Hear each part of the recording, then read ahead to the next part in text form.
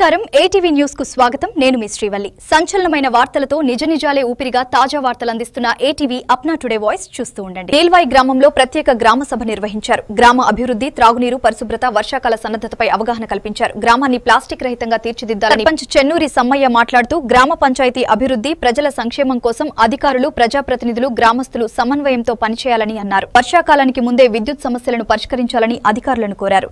అలాగే నీల్వాయి గ్రామాన్ని ప్లాస్టిక్ రహిత గ్రామ పంచాయతీగా తీర్చిదిద్దేందుకు ప్రతి ఒక్కరూ బాధ్యతాయుతంగా ప్రజాపాలన ప్రగతి ప్రణాళిక 99 రోజుల కార్యక్రమంలో భాగంగా మన గ్రామం మన బాధ్యత లో భాగంగా మంచిర్యాల జిల్లా వేమనపల్లి మండలం నీల్వాయి గ్రామ పంచాయతీలో ప్రత్యేక గ్రామ సభ నిర్వహించారు.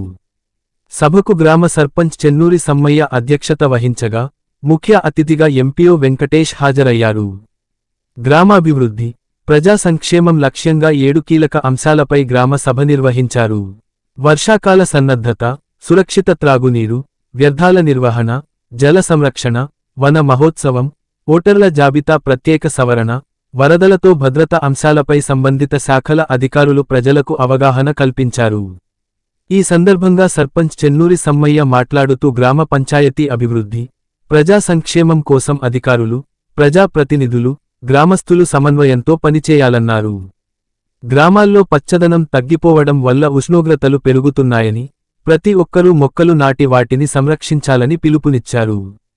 రానున్న వర్షాకాలంలో వ్యాధుల బారిన పడకుండా పరిశుభ్రత పాటించాలని, పరిసరాలను శుభ్రంగా ఉంచుకోవాలని, సురక్షితమైన త్రాగునీటిని మాత్రమే వినియోగించాలని సూచించారు. ప్రభుత్వ పాఠశాలల్లో విద్యార్థుల సంఖ్య పెరిగేలా కృషి చేయాలని, వర్షాకాలానికి ముందే విద్యుత్ సమస్యలను పరిష్కరించాలని అధికారులను కోరారు. అలాగే నీల్వాయి గ్రామాన్ని ప్లాస్టిక్ రహిత గ్రామ పంచాయతీగా ఆదర్శ గ్రామంగా తీర్చిదిద్దడంలో ప్రతి ఒక్కరూ బాధ్యతాయుతంగా వ్యవహరించాలని పిలుపునిచ్చారు. ఈ కార్యక్రమంలో ఉప సర్పంచ్, వార్డు సభ్యులు, అటవీ, పోలీస్, విద్య, వైద్య, అంగన్వాడీ, వెలుగు, రెవెన్యూ శాఖల అధికారులు, మాజీ ప్రజా ప్రతినిధులు, గ్రామస్తులు, యువత, గ్రామ పెద్దలు, నాయకులు పాల్గొన్నారు. 120కి చేరుకున్నది.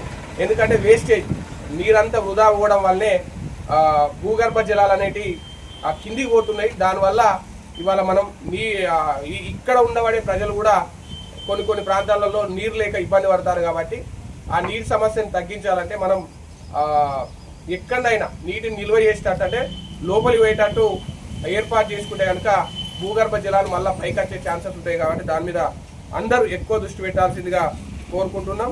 వన మహోత్సవం మొన్న మనం ఇన్ని సంవత్సరాలలో చూడని ఎండని మనం చూసినాం. ఇన్ని సంవత్సరాల్లో ఎప్పుడు కూడా 47 డిగ్రీస్ ఎండని మనం ఎప్పుడు చూడలే. అంటే నాకు తెలిసి ఒక్కొక్కసారి ప్రభుత్వం కూడా ఇంత ఎందంటే ఇబ్బంది పడుతుంది అనుకోవచ్చు కాదు. 50-51 దాకా అనిపించింది మనకు. అంత వేడి ఉండే, ఏసీలు కూడా పనిచేయని పరిస్థితి ఉండే. కాబట్టి దానికి కారణం చెట్లు లేకపోవడం వల్లనే. కాబట్టి ప్రతి ఒక్కరు గ్రామ పంచాయతీలో మనం ప్రత్యేకంగా చెట్లని ఏర్పాటు చేయడం జరిగింది. గతంతో పోల్చుకుంటే ఇప్పుడు మనకు యూజ్ అయ్యే కరివేపాకు కానీ, జామ కానీ, నిమ్మ కానీ ఇట్లాంటి మొక్కలు మనం ఏర్పాటు చేస్తున్నాం మన నర్సరీలో. కాబట్టి దాన్ని ప్రతి ఒక్కరూ ఇంటికి ఒక 2-3 మొక్కలు నాటగలిగితే దాని నుండి మనకు వచ్చే నీడను కానీ, ఈ వేడిని కానీ తట్టుకోగలుగుతాం. మనం ఈ 5 సంవత్సరాలలో మన గ్రామ పంచాయతీ ఎక్కడ చూసినా చెట్టు అనేది లేదు, ఓపెన్ ప్లేసే ఉంది.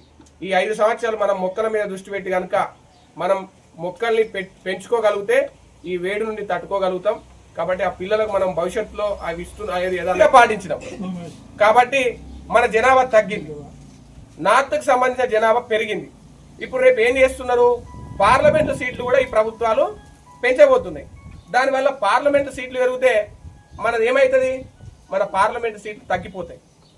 తగ్గిపోయినప్పుడు ఆటోమేటిక్గా మనకు సంబంధించిన మన తెలంగాణ తెలుగు రాష్ట్రాలు కానీ, లేకపోతే ఈ సంబంధించిన సౌత్కు సంబంధించిన రాష్ట్రాల యొక్క బలం పడిపోతుంది. అవునా కాదా? ఇప్పుడు ఈ వార్డు మెంబర్ ఉన్నది, ఈ వార్డు మెంబర్ కోరం కావాలి 12. మన వార్డు మెంబర్లు మన వార్డు మెంబర్లు 12 ఉన్నారు.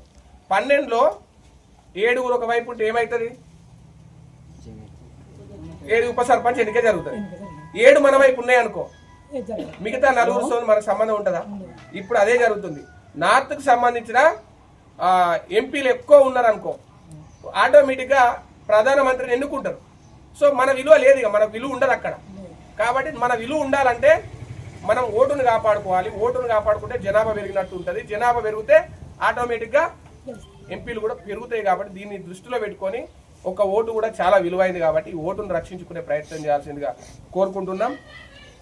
తర్వాత వరదలు వచ్చే టైంలో మనకు తెలుసు వర్షాకాలం ముందు వరదల నుండి కూడా మనం రక్షణ పొందాలంటే మనకు సంబంధించిన ప్రతి ఒక్కటి వరదలు ఎప్పుడు వస్తాయి ఏందనేది వాతావరణ శాఖ హెచ్చరిస్తుంది.